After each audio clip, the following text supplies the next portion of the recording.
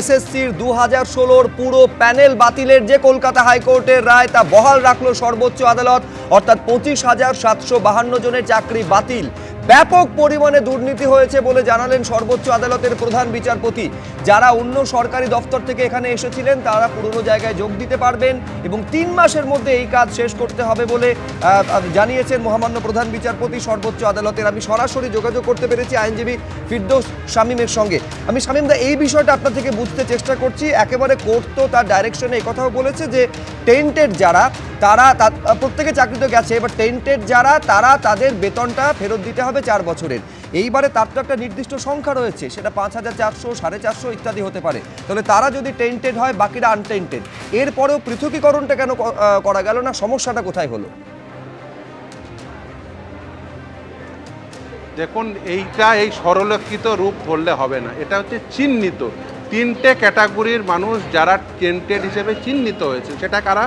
After expiry of the panel যারা চাকরি পেয়েছেন, নন লিস্টেড ক্যান্ডিডেট যারা চাকরি পেয়েছেন, আর সিবিআইয়ের উদ্ধার করা ওএমআর শিটে যাদের নাম্বার বাড়ানো হয়েছে তারা হচ্ছে চিহ্নিত। এখন অনেকেই বলতে পারেন যে তাহলে সিবিআইয়ের উদ্ধার করা ওএমআর শিটে যারা চিহ্নিত হলো সেটার ভিত্তিতেই তো অ্যাসেস করা যেত।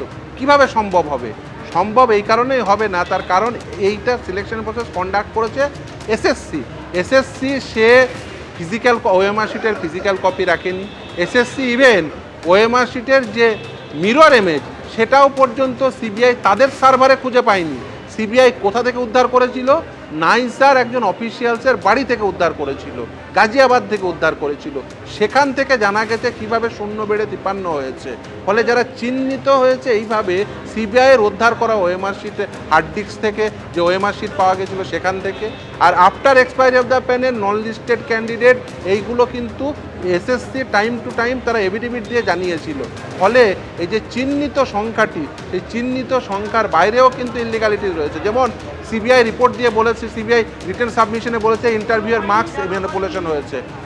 সিবিআই বলেছে যে ধরুন এই টাইপিং টেস্টে যাদের দায়িত্ব ছিল, যাদেরকে দেওয়া উচিত ছিল টাইপিং টেস্ট করার দায়িত্ব, তাদের না দিয়ে এজেন্সিকে দায়িত্ব দেওয়া হয়েছে টাইপিং টেস্ট করানোর। ইভেন শুধু তাই না, ওএমআর শিট মূল্যায়িত হয়েছে যে সংস্থাকে টেন্ডার দিয়ে দায়িত্ব দেওয়া হয়েছিল সেই সংস্থার দ্বারা।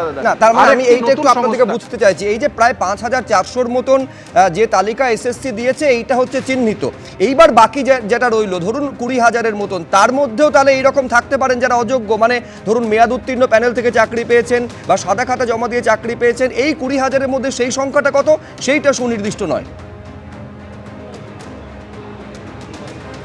একেবারেই সেটা সুনির্দিষ্ট নয়, এবং সেটা সুনির্দিষ্ট করার ক্ষেত্রেও কোনো পদক্ষেপও নেয়নি। এই আপনি যদি কলকাতা হাইকোর্টের প্রসিডিংস দেখেন এবং সুপ্রিম কোর্টের প্রসিডিংস দেখেন, আদালত বারবার একটি কথাই বলেছে যে আমাকে এভিডেভিট দিয়ে জানাও যে চিহ্নিত করে দাও বৈধ কারা অবৈধ কারা। এই বৈধ এবং অবৈধ এই চিহ্নিতকরণ করা সেটা সম্ভব হয়নি বলে এই পৃথকীকরণ সম্ভব হয়নি। পৃথকীকরণ তখনই সম্ভব হতো যদি বৈধ এবং অবৈধ সেটি চিহ্নিত করা যেত। এবং শুধু তাই না, আপনি 3টে আর্টিকেল 12 অথরিটির আপনি যদি রিটেন সাবমিশন দেখেন, একটা এসএসসি, একটা বোর্ড, একটা স্টেট গভর্নমেন্ট, 3টে এজেন্সি আর্টিকেল 12 অথরিটি 3 রকম তথ্য দিচ্ছে। একজন বলছে 5,485, একজন বলছে 5,189, আর একজন বলছে 4,327।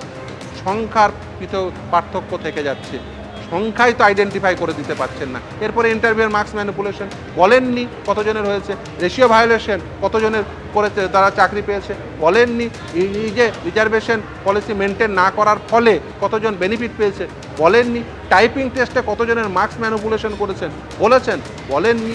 ফলে এই যে বিভিন্ন ধরনের দুর্নীতি হয়েছে, সেই বিভিন্ন ধরনের দুর্নীতির যে সংখ্যা, বেআইনিকরণের যে সংখ্যা, সেটা কখনোই আইডেন্টিফাই করে দিতে পারে না। তাহলে শামীমদা, এই যে honourable chief justice of India এইটা তো বারে বারে কোর্টে প্রসিডিং চলার সময় বারে বারে প্রশ্ন করেছেন যে এই টেন্টেড নন টেন্টেড, যোগ্য অযোগ্য, এইটাকে আলাদা করা সম্ভব? তাহলে কমিশন বলুন, বোর্ড বলুন, দিনের পর দিন কিসের ভিত্তিতে সম্ভব বলে তারা দাবি করে গিয়েছেন?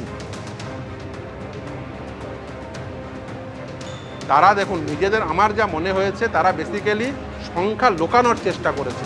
আসলে এখানে তো দুর্নীতি হয়েছে এবং এটা প্রাতিষ্ঠানিক দুর্নীতি। আপনি দেখছেন যে এই প্রাতিষ্ঠানিক দুর্নীতির সঙ্গে কারা যুক্ত? শাসক দলের নেতা মন্ত্রী, তারা এই প্রাতিষ্ঠানিক দুর্নীতির সঙ্গে যুক্ত। এখনও দেখেছেন যে মন্ত্রী জেলে। এবং শুধু তাই না, আজকে আদালত রায় দেওয়ার সময় বলেছেন যে শুধুমাত্র দুর্নীতি হয়েছে তা নয়, দুর্নীতির ধামাচাপা দেওয়ার জন্য প্রচেষ্টা হয়েছে এবং আমরা তার সে জিনিস দেখেছি। পুরো দুর্নীতি প্রসেসটিকে ধরা পড়ে যাওয়ার পরে সুপার নিউমেরিক পোস্ট ক্রিয়েট করা হয়েছে। সুপার নিউমেরিক পোস্ট নিয়ে যদিও শুনানি হবে, কিন্তু সুপার নিউমেরিক পোস্ট ক্রিয়েশন করা হয়েছে কোন উদ্দেশ্য নিয়ে, সেটা এসএসসি এফিডেভিট দিয়ে বলছে যোগ্য অযোগ্য উভয়ের চাকরি বাঁচানোর জন্য। আপনি যে শুধু সাদা খাতা দিয়ে চাকরি পেল জমা দিয়ে, তার চাকরি বাঁচাতে চান রাজ্য সরকার। ভাবুন, এর থেকে ডেঞ্জারাস জিনিস আর কিছু হতে পারে? মানে গরিব কৃষকের সন্তান ওই সাদা খাতার শিক্ষকের কাছ থেকে পাঠ নিতে বাধ্য থাকবে রাজ্য সরকারের এই ডিসিশনের ফলে। মানে সেটা রাজ্য সরকার শুধুমাত্র কিছু মানুষ ভোট পেয়ে নির্বাচিত হলো বলে তারা যা ইচ্ছা তাই করবে, শুধুমাত্র তাদের লোকজন টাকা নিয়ে চাকরি দিল বলে যে যারা অযোগ্য সাদা খাতা দিয়ে জমা দিয়ে চাকরি পেল তাদের চাকরি বেঁচে থাকবে, এই পদক্ষেপ রাজ্য সরকার নিল এবং সেটা আদালত আমার দুটো প্রশ্ন আছে এখানে। এক হচ্ছে কলকাতা হাইকোর্ট জাস্টিস দেবাংশু বসাক এবং সাব্বার রশিদি ডিভিশন বেঞ্চ যেটা বলেছিল এই যে সুপার নিউমেরারি পোস্ট তা নিয়ে সিবিআইকে তদন্ত চালিয়ে যাওয়ার প্রয়োজনে হেফাজতে নিয়ে জিজ্ঞাসাবাদ করতে পারবে, যার উপরে স্টে দিয়েছিল সর্বোচ্চ আদালত সেই স্টে কি তুলে নেওয়া হলো? তার মানে এক্ষেত্রে কি সিবিআই সেই তদন্ত চালিয়ে যেতে পারবে কিনা? এক।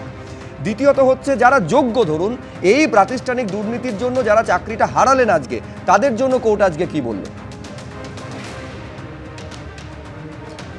দেখুন, নতুন নিয়োগ প্রক্রিয়া হবে, সেখানে নিশ্চিতভাবেই তারা যোগ্যতার ভিত্তিতে তারা অংশগ্রহণ করবেন। তারা যদি অংশগ্রহণ করে তারা চাকরি পান, নিশ্চিতভাবে তারা নতুন করে চাকরি করবেন।